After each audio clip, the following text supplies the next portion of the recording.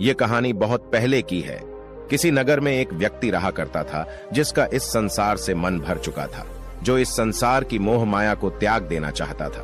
उसने एक दिन यह फैसला किया कि वह इस संसार की हर एक मोह माया को त्याग देगा। उसने अपना मन बना लिया था। उस व्यक्ति ने सन्यासियों का जीवन देखा था और उसने अब यह तय कर लिया था कि वह अब एक सन्यासी बनेगा।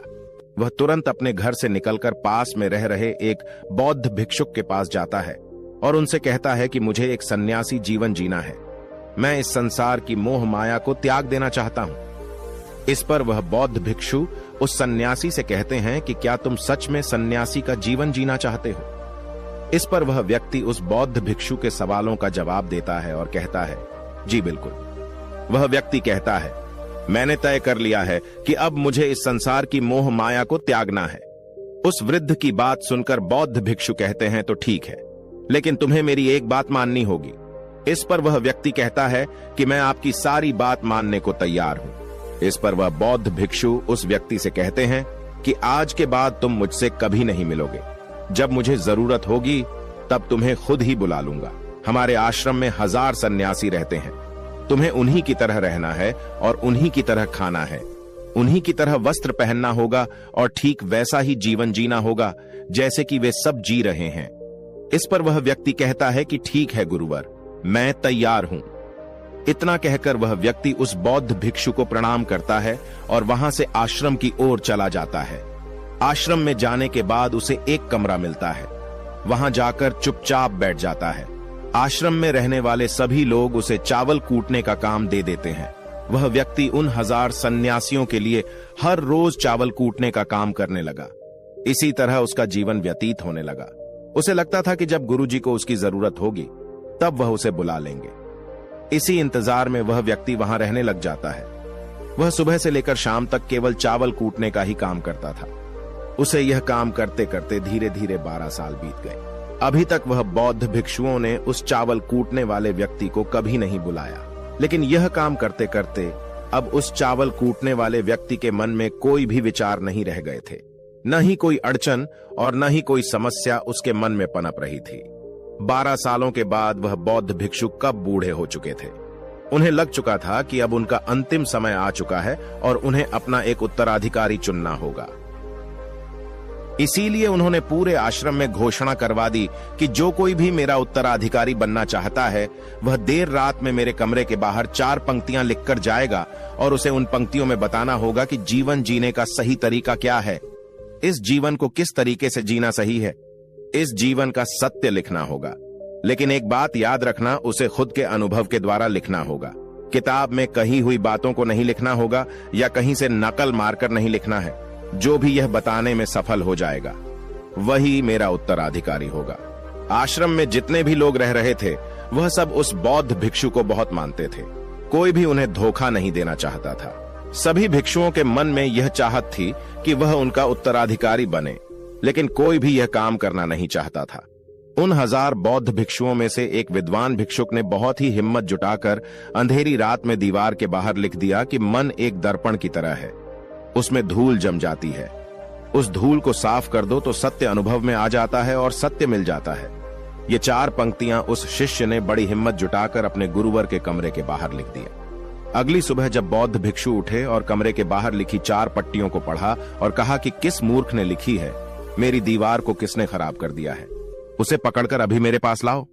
जब आश्रम में सभी लोगों ने पता किया तो पता लगा कि वह विद्वान शिष्य उन पंक्तियों को लिखने के बाद रात्रि में ही उस आश्रम को छोड़ दिया था, क्योंकि यह विचार उसके अपने नहीं थे और विद्वान शिष्य ने जाते जाते अपने कुछ मित्रों से कह दिया था, सुबह अगर गुरुवर को मेरी कुछ 4 पंक्तियां पसंद आई तो वह लोग मुझे बता देंगे, और अगर इन 4 पंक्तियों को पढ़ने के बाद गुरुवर गुस्सा हो जाएं तो तुम सब मेरा पता उन्हें कभी भी मत बताना। आश्रम के सभी लोग चिंता में पड़ गए कि कितनी अच्छी पंक्तियां तो लिखी हैं उसमें, फिर भी गुरुवर नाराज क्यों हो गए। इतनी अच्छी बात तो लिखी थी उसने कि मां ने दर्पण की तरह है, अगर उसे साफ कर दिया जाए तो उसका प्रतिबिंब अस्पष्ट दिखने लगता है। वे सब कहते हैं, चलो देखते हैं कि गुरुवर को ऐसा उत्तराधिकारी कौन मिलेगा जो उनके सवालों का सही जवाब उस दीवार पर लिख सके। वह कौन होगा जिसके पास इससे भी विचार होंगे। कुछ लोग यह सब बातें उस चावल कूटने वाले व्यक्ति के कमरे के बाहर कर रहे थे। वह चावल कूटने वाला व्यक्ति पूरी बातें सुन लेता है और जोर जोर से हंसने लग जाता है। लोग उससे पूछते हैं, इसमें हंसने वाली बात क्या है? तुम्हें इसमें क्या गलत लगता है? वह चावल कूटने वाला व्यक्ति कहता है, गुरुवर, सही तो कह रहे हैं कि किस नासमझ ने यह सब लिखा है। इस पर वैसे लोग गुस्सा हो जाते हैं और उस चावल कूटने वाले से कहते हैं कि तुम्हें क्या पता, तुम तो 12 सालों से सिर्फ चावल कूटने का ही काम कर रहे हो। तुम्हें किस बात का ज्ञान है? न तो तुम्हें शास्त्रों का ज्ञान है और न ही गुरुदेव ने तुम्हें कभी ज्ञान दिया।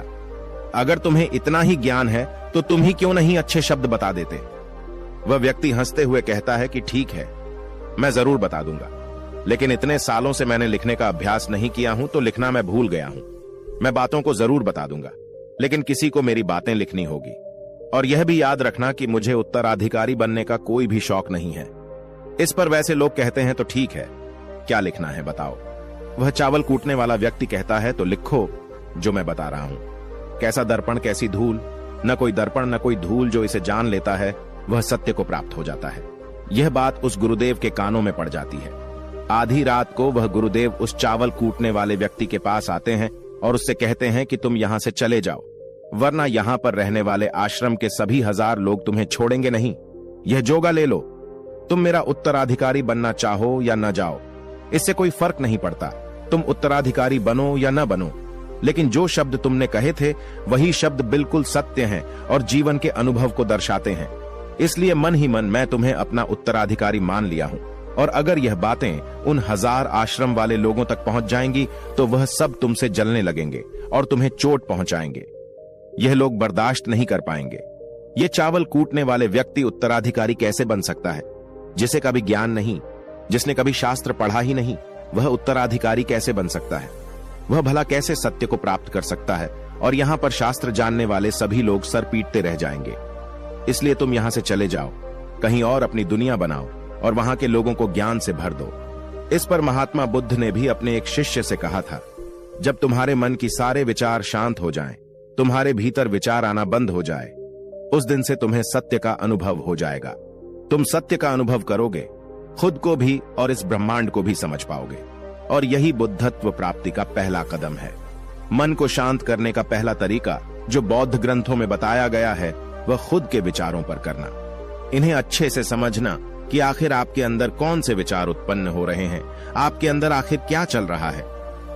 उन्हें अच्छी तरीके से और जागरूकता के साथ समझने की कोशिश करना, न कि अपने विचारों को दबाने की कोशिश करना। अगर आप अपने मन के विचारों को दबाने की कोशिश करते हैं तो यह गलत होगा, जिसकी वजह से मन और तेजी से भटकने लगेगा और बार बार भटकेगा। लेकिन जब भी आपको लगने लगे कि आपका मन बहुत तेजी से भटक रहा है तो तुरंत आप उस पर ध्यान देना शुरू कर दें। उसको जागरूकता के साथ देखें और अपने विचारों पर ध्यान दें। निरंतर प्रयासों के बाद आप पाएंगे कि आपके अंदर विचारों को जागरूक होकर देखने की एक आदत सी लग गई है। लेकिन उसी के साथ आप यह भी देख पाएंगे कि आपके मन में बुरे विचार अत्यधिक उत्पन्न हो रहे हैं। आपके मन में जो भी विचार उत्पन्न हो रहे हैं वह सकारात्मक भी हो सकते हैं और नकारात्मक भी। उनसे आपको कोई भी छेड़खानी नहीं करनी है, बस आपको अपने प्रयास पर काम करते रहना है। लेकिन यह अभ्यास आप लगातार करते रहे हैं तो एक समय आने के बाद आप अपने विचारों को नियंत्रित करने में सफल हो जाएंगे और उसे रोक भी सकते हैं। तब जाकर आपको असली शांति और सुकून की प्राप्ति हो जाएगी। तब आपको किसी भी प्रकार की चिंता नहीं सताएगी, क्योंकि आप खुद पर विजय प्राप्त कर लिए हैं। आप अपने विचारों को नियंत्रित कर सकते हैं। दोस्तों, इस वीडियो में बने रहने के लिए सच्चे दिल से आपका बहुत बहुत आभार।